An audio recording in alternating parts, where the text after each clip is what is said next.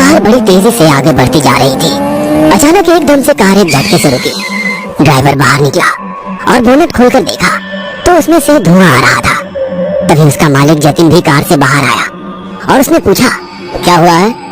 लगातार चलने की वजह से कार गर्म हो गई है, इसलिए बंद पड़ गई है। इसे ठंडा करने के लिए पानी की जरूरत है। कार में पानी नहीं था, इसलिए ड्राइवर ने जतिन को वहीं रुकने के लिए बोला। आप गाड़ी में बैठ जाइए, मैं आसपास जाकर देखता हूँ कि कहीं से पानी मिल जाए। ड्राइवर बोतल लेकर आसपास पानी देखने चला गया। हाईवे के दोनों तरफ दूर दूर तक जंगल ही जंगल फैले हुए थे। पीछे भी कई किलोमीटर तक कुछ नहीं था और आगे भी काफी दूर तक कुछ भी मिलने की उम्मीद नहीं थी। अभी ड्राइवर आगे गया ही था कि उसने देखा जंगल की तरफ से बहुत सी रोशनी आ रही थी। यह देख उसे हैरानी हुई और ड्राइवर उस तरफ बढ़ गया। थोड़ा आगे जाने के बाद ड्राइवर देखता है कि वहाँ एक बहुत बड़ी कोठी है जो लाइट से जगमगा रही है। इस जंगल में इतनी शानदार कोठी को देखकर ड्राइवर को बड़ी हैरानी हुई। हालांकि उसे जल्दी से पानी चाहिए था, इसलिए उसने कोठी का दरवाजा खटखटाया।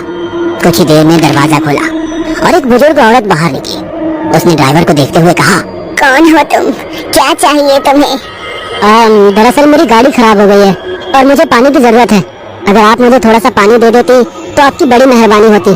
उस बुजुर्ग औरत ने ड्राइवर को भीतर बुलाया। अंदर आते ही बुजुर्ग औरत ने उसे बैठने को बोला और खुद पानी लेने चली गई। ड्राइवर अभी उस बुजुर्ग औरत का इंतजार कर ही रहा था कि पूरे कोठी की बिजली चली गई। वहाँ अंधेरा छा गया। ड्राइवर को घबराहट होने लगी और उसने उस बुजुर्ग औरत को आवाज लगाई, कोई है? जवाब दीजिए। तभी उसे महसूस हुआ जैसे उसके ठीक पीछे कोई खड़ा है।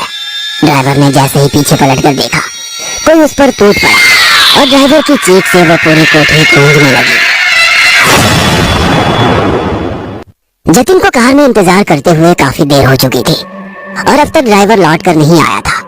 जतिन को अब उसकी फिक्र भी हो रही थी और गुस्सा भी आ रहा था, क्योंकि उसका जल्द से जल्द कहीं पहुंचना जरूरी था। जतिन कार से निकला और खुद देखने चला गया कि आखिर उसका ड्राइवर कहाँ गया है। जतिन जब आगे बढ़ा तो उसने देखा कि जंगल से बहुत रोशनी आ रही है। जब जतिन उस तरफ गया तो उसने भी वही कोठी देखी और उसे लगा कि हो ना हो उसका ड्राइवर पानी लेने यहीं गया होगा। इससे पहले कि जतिन कोठी का दरवाजा बजा पाता, उसे किसी के खिलखिलाकर हंसने की आवाज सुनाई दी। जतिन ने जब आवाज की तरफ देखा तो उसने पाया कि बहुत खूबसूरत सी लड़की बाहर झूले पर बैठी हुई झूला झूल रही थी। ये देख जतिन को और हैरानी हुई कि जंगल में इस तरीके से ये कोठी और ये लड़की इतनी रात गए ऐसे झूला झूल रही है। इससे जानवरों का डर भी नहीं लग रहा। जतिन उस लड़की की तरफ बढ़ गया। जतिन को देखते ही वह लड़की सहम कर खड़ी हो गई। जतिन ने उससे पूछा, मेरा नाम जतिन है। एक्चुअली मेरी गाड़ी खराब हो गई है और मेरा ड्राइवर पानी ढूंढने आया है। मैं अपने ड्राइवर को ढूंढता हुआ आया हूँ, क्या आपने उसे देखा है? उस लड़की ने नामे से हिलाते हुए इनकार कर दिया। वह लड़की इतनी खूबसूरत थी कि जतिन का बार बार उससे बात करने का मन कर रहा था। जतिन ने उसकी तरफ देखते हुए कहा, तुम इतनी रात में इस तरीके से बाहर झूला झूल रही हो, तुम्हें डर नहीं लग रहा? जंगल के बीच इस घर का होना भी बहुत हैरानी की बात है। ये हमारा पुश्तैनी घर है और यहाँ हम लोग छुट्टियाँ मनाने आया करते हैं। शहर की भीड़ भाड़ से दूर यहाँ काफी सुकून मिलता है। अच्छा, वैसे तुम्हारा नाम क्या है? मेरा नाम कामिनी है। अगर आपका ड्राइवर पानी लेने निकला है तो घूमकर यहीं आएगा, क्योंकि दूर दूर तक कोई ऐसी जगह नहीं है जहाँ पानी मिल सके। अगर आप चाहें तो यहाँ इंतजार कर सकते हैं। न जाने क्यों जतिन का मन अपने आप उसकी तरफ खींचने लगा था। जतिन को उसके साथ थोड़ा और समय बिताने का मन करने लगा, इसलिए जतिन ने उसकी बात मान ली और उसके साथ कोठी के भीतर चला गया। जतिन कोठी के भीतर गया तो उसे वहाँ वही पानी का बोतल दिखा जो उसका ड्राइवर लेकर निकला था। ये तो वही पानी का बोतल है जो मेरा ड्राइवर लेकर निकला था। कामिनी हड़बड़ा गई और फिर बोली, शायद हो सकता है आपका ड्राइवर यहाँ आया हो, मगर मैंने न देखा हो। यहाँ मेरे साथ मेरी बहन रहती है, शायद उसे पता हो। इतने में एक और लड़की आती दिखी जो कामिनी की तरह ही खूबसूरत थी। कामिनी की तरह ही जतिन उस लड़की के खूबसूरती में भी खो गया था और वो अपने मन में बोला, कितनी खूबसूरत लड़कियां हैं, मैंने आज से पहले इतनी सुंदर लड़की कभी नहीं देखी। ये मेरी बहन शालिनी है। क्या यहाँ कोई पानी मांगने आया था? हाँ, यहाँ एक आदमी बोतल लिए आया था, लेकिन उसका एक कॉल आया और बात करने के लिए बाहर निकल गया। तब से वो वापस नहीं आया है। जतिन ने भी उसे कॉल किया था, लेकिन उसके ड्राइवर का कॉल नहीं लगा था।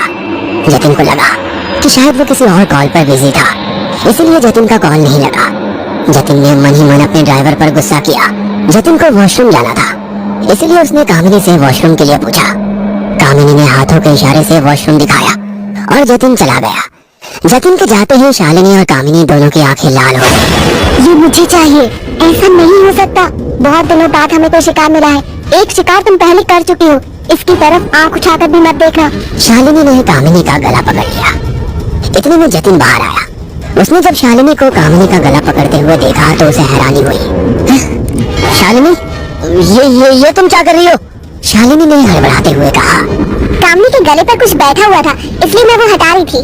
ये सब छोड़ो, तुम्हें भूख लगी होगी, चलो खाना खाते हैं। जतिन को भूख तो लगी ही थी, इसलिए वो मान गया। खाने की टेबल पर तीनों खाना खाने बैठ गए। खाना खाते वक्त शालिनी ने धीरे से अपना पैर जतिन के पैर के ऊपर रखा और उसे सहलाने लगी। पहले तो जतिन हड़बड़ाया, लेकिन फिर उसे अच्छा लगने लगा। खाना खाने के बाद शालिनी ने जतिन से पूछा कि क्या उसके साथ वो वॉक पर चलेगा, तो जतिन मान गया। जतिन जैसे ही बाहर निकला, कामिनी ने शालिनी को भीतर खींच लिया और बोली, ऐसी बेवकूफी मत करो। अपनी बेताबी में तुमने पहले ही एक शिकार बर्बाद कर दिया है। मैं एक विशेष समय का इंतजार कर रही हूँ। जल्द ही ग्रहण काल शुरू होने वाला है और उसमें मुझे उसका खून चाहिए होगा। मुझे मेरी आयु बढ़ाने के लिए आज की रात एक संपूर्ण मानव का रक्त चाहिए। आयु तो मुझे भी अपनी बढ़ानी है, इसलिए जतिन मुझे चाहिए। बाहर जब जतिन ने देखा कि शालिनी अब तक नहीं आई है, वह जैसे ही वापस आने लगा, उसकी नजर किसी पैर पर पड़ी जो कोठी के बगल में बने एक छोटे से कमरे से बाहर आ रहे थे। जतिन को हैरानी हुई कि इस तरीके से जमीन पर कौन लेटा हुआ है। जतिन ने जैसे ही झांक कर देखा तो वो हैरान रह गया, क्योंकि ये उसके ड्राइवर की लाश थी। उसका पूरा शरीर नीला पड़ चुका था, जैसे उसके शरीर से एक एक बूंद खून निचोड़ लिया हो। जतिन को डर लगने लगा था। उसके माथे पर पसीने की बूंद छलक आई थी। इतने में किसी ने उसके कंधे पर हाथ रखा। जतिन ने पीछे पलट कर देखा तो ये कामिनी थी। कामिनी को देखकर जतिन हकलाते हुए बोला, अब मुझे चलना चाहिए। अब तुम यहाँ से कहीं नहीं जा सकते। ये सुनकर जतिन के हाथ पैर ठंडे हो गए। जतिन ने धीरे से अपने ड्राइवर की लाश की तरफ एक बार देखा और फिर कामिनी की तरफ देखा।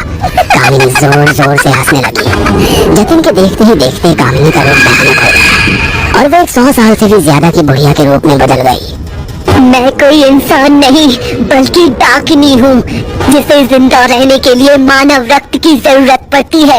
आज की रात बहुत खास है, क्योंकि आज मुझे अपनी आयु फिर से 100 साल के लिए करने के लिए एक संपूर्ण मानव रक्त की जरूरत है, जो अब तुमसे पूरी होने वाली है। तभी कामिनी ने ऊपर की तरफ देखा। ग्रहण से पूरा चांद छुप चुका था। जंगल में जोर से सियारों के रोने की आवाज आ रही थी।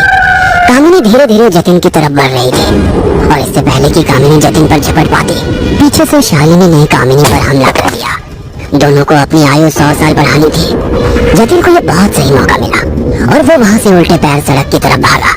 बड़ी मुश्किल से वो अपनी कार तक पहुँचा। कार में पहुँचकर उसने अपनी कार स्टार्ट की। जतिन का भाग्य शायद अच्छा था, क्योंकि जो कार बंद पड़ चुकी थी वो स्टार्ट हो गई थी। लेकिन जैसे ही कार स्टार्ट हुई, उसके सामने कामिनी खड़ी उसे घूर रही थी। जतिन को समझ नहीं आ रहा था कि अब वो क्या करे। उसने बिना कुछ सोचे समझे फुल स्पीड में कार भगाई और वहां से बहुत आगे आ गया, जहां से बस्ती शुरू हो रही थी और इक्का दुक्का गाड़ियां दिखने लगी थी। वहां रुककर जतिन ने लंबी लंबी सांसें ली और ऊपर देखकर भगवान का शुक्रिया किया कि आखिर वो सही सलामत बच गया और डाकनियों के चपेट में आने से बच गया। लेकिन उसे अपने ड्राइवर की मौत पर बहुत दुख था।